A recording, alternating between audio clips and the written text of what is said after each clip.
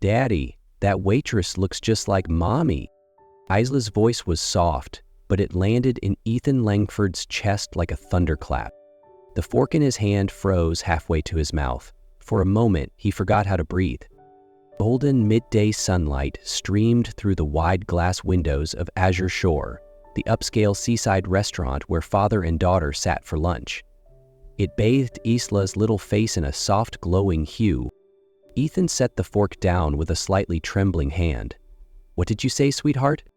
Isla pointed with straightforward innocence only 4-year-olds possess, toward a row of tables across the room. "She looks like Mommy in the pictures." Ethan turned, his chest tightening with something more than surprise. She was laughing, a waitress with honey blonde hair tied in a loose ponytail, leaning down to chat with guests nearby. And for one breathless second, the world tilted. The way she tucked her hair behind her ear, the crinkle at the corner of her smile. It was Camila, or it could have been. "Are you okay, Daddy?" Isla asked, tilting her head with concern. "I'm fine," Ethan managed, voice catching in his throat. He wiped his clammy hands on his napkin. "Eat your mac and cheese before it gets cold." But Isla had already moved on from her lunch. She was waving excitedly at the woman, face lit up with innocent hope. Before Ethan could stop her, the waitress turned, noticed Isla's eager gestures, and started walking toward them. "Isla, please," he muttered, but it was too late. "Hi there, is there something I can help you with?" Her voice wasn't exactly like Camila's, deeper, touched with a West Coast lilt, but the warmth was achingly familiar. "You look like my mommy," Isla announced cheerfully. The woman's smile faltered just a little, then her gaze landed on Ethan. She froze. "In Ethan Langford." Ethan blinked. "Do we know each other?" "It's me, Sophia. Sophia Alvarez. I was Camila's roommate at Stanford." Sophia looked at Ethan, surprise flickering in her eyes before softening. "I never expected to see you here. Are you okay?" Ethan swallowed hard, avoiding her gaze. Such a simple question, and yet it cut deep. "Amelia passed away 18 months ago." Sophia went still, her face paled. "Oh my God. Ethan, I didn't know. I'm so sorry." He nodded, unsure what else to say. Isla busied herself with her straw, blissfully unaware of the storm passing between the two adults. "Did you daughter with Camila?" Sophia asked, eyes resting gently on the little girl. "Yeah, her name's Isla. She was 3.5 when it happened. She still asks when Mommy's coming home." The air thickened with grief. Ethan reached into his bag and handed Isla a coloring book. "Why don't you draw for a bit, sweetheart?" Sophia knelt beside the table, tears welling in her eyes. "Camila was my best friend for years. We lost touch after college.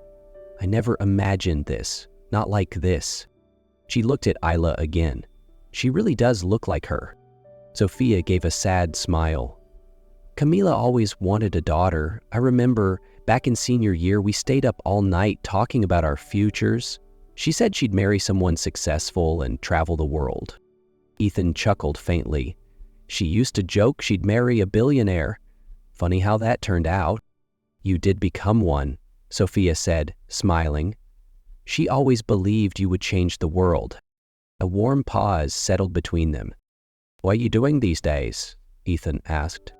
"I went back to school, master's in child psychology. I study during the day, work here at night, and take care of my grandfather Raphael after he had a stroke last year. It's not glamorous, but it feels right." Ethan studied her face, then asked suddenly, "Would you consider something part-time with Isla?" Sophia raised an eyebrow.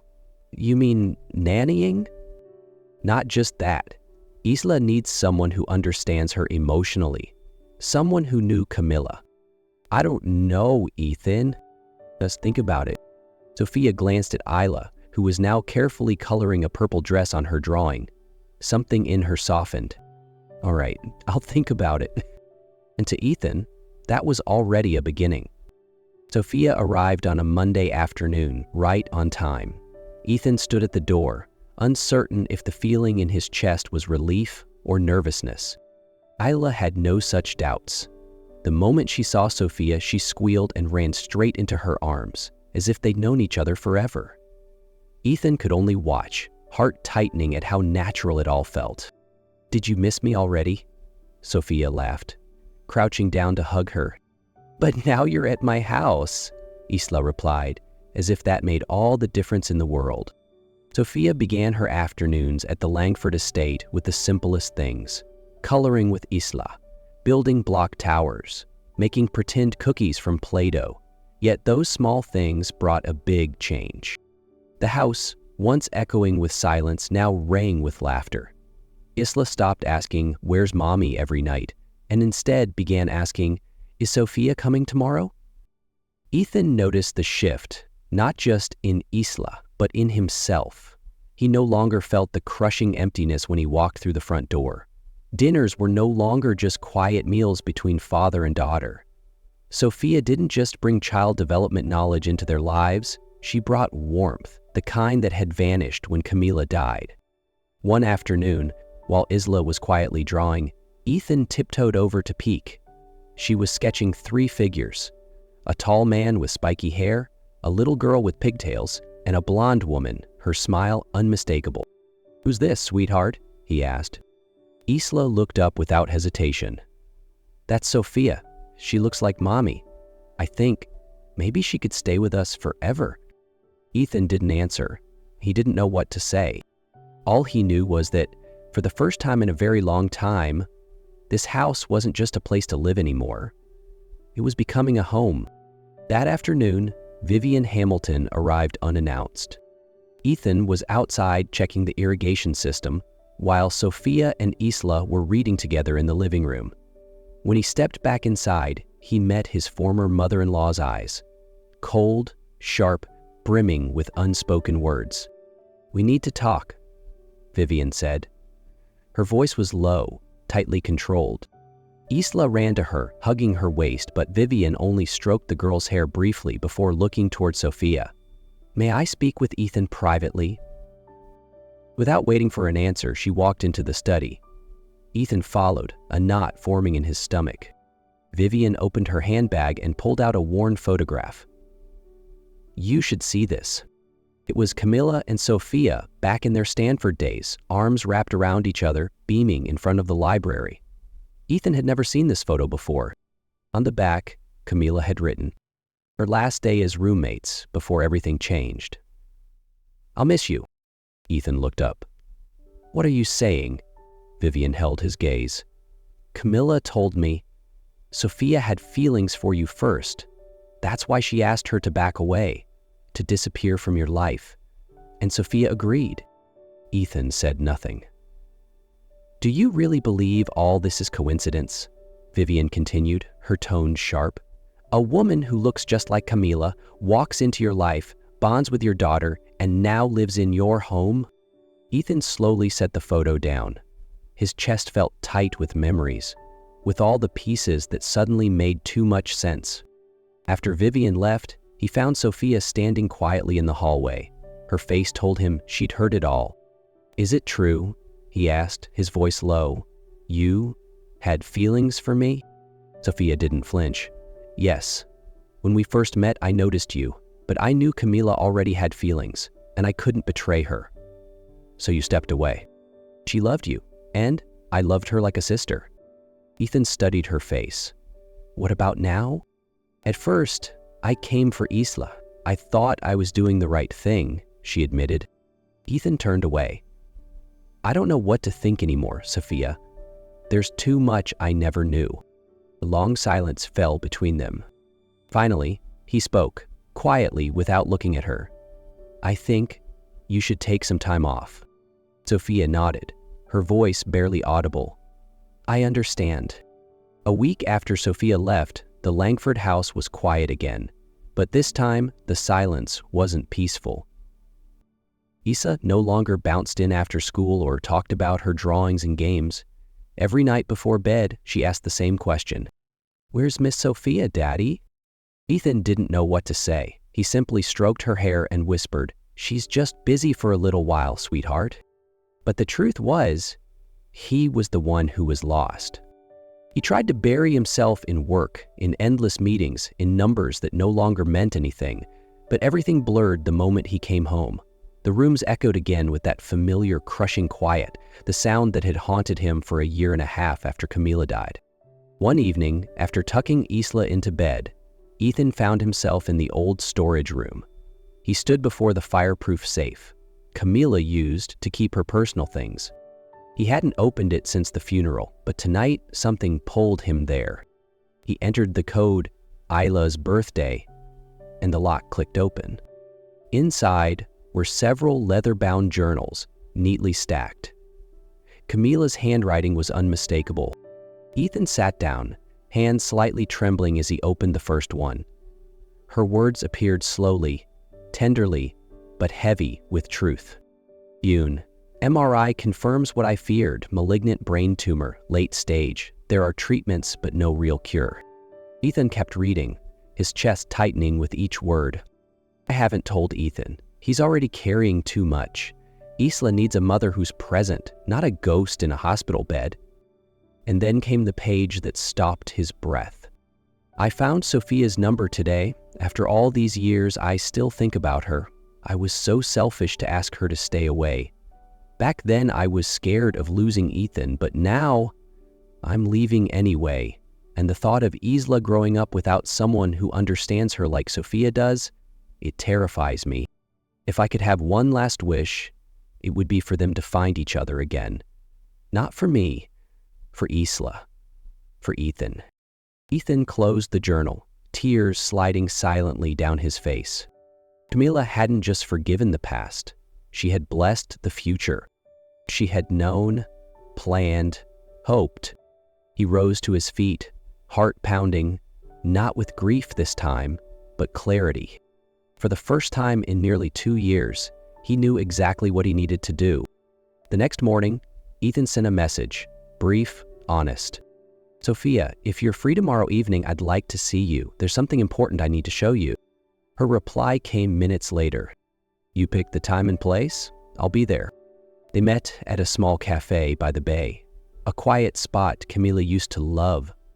The light of late afternoon danced across the water, soft and golden. Sophia arrived early, Ethan a little late. He had spent too long sorting through the storm inside him.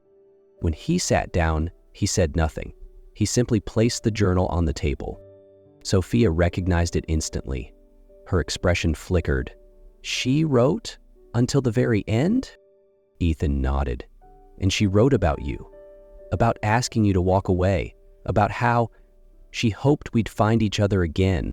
He turned to the page where Camila had written Sophia's name and slid the journal toward her. Sophia read silently. When she closed it, her eyes were damp, but her voice steady. She forgave me before I ever said I was sorry. Not just forgave, Ethan said. She left this behind as a guide, a second chance. A soft silence passed between them. Nothing stood now except truth and gratitude. So, what do we do? Sophia asked gently. Ethan smiled, for the first time without weight. We don't rush. We live honestly. For Isla. For ourselves. Sophia nodded. For Isla, she echoed. And for Camila, Ethan said, eyes drifting toward the open sea. She brought you back. I don't think it was an accident. The evening ended with a simple touch of hands. No promises, no pressure. Just two people, finally free to begin again, not with guilt, but with grace. And maybe, for the first time, they weren't looking backward anymore. A few days later, Sophia returned to the Langford home, not as a part-time caretaker, but as something more. Isla ran into her arms like no time had passed. Behind them, Ethan said quietly, I want you to stay, not just for the afternoon. Stay with us. Sophia didn't answer immediately. She looked at Isla, then at Camila's photo above the fireplace. If Camila believed in this, then maybe I should too. That weekend, they went to the beach, Camila's favorite place to watch the sunset. Vivian brought lanterns. Isla carried a bouquet of wildflowers. One by one, they released the lanterns, whispering their own private messages. As the lights floated upward, Isla tilted her face to the sky and said, "I think Mommy's smiling." Ethan gently squeezed Sophia's hand. No one spoke. No one needed to. Because in that moment they all felt it. Camila had never really left. 5 years later, the Langford home was no longer a place of silence and shadows. It had become a home filled with laughter, little footsteps, and the smell of fresh cookies on Sunday afternoons. Isla was now 9, sharp, kind, and wise beyond her years. She was also a proud big sister to 2 rambunctious twins, Leo and Jasmine. That morning was Isla's birthday.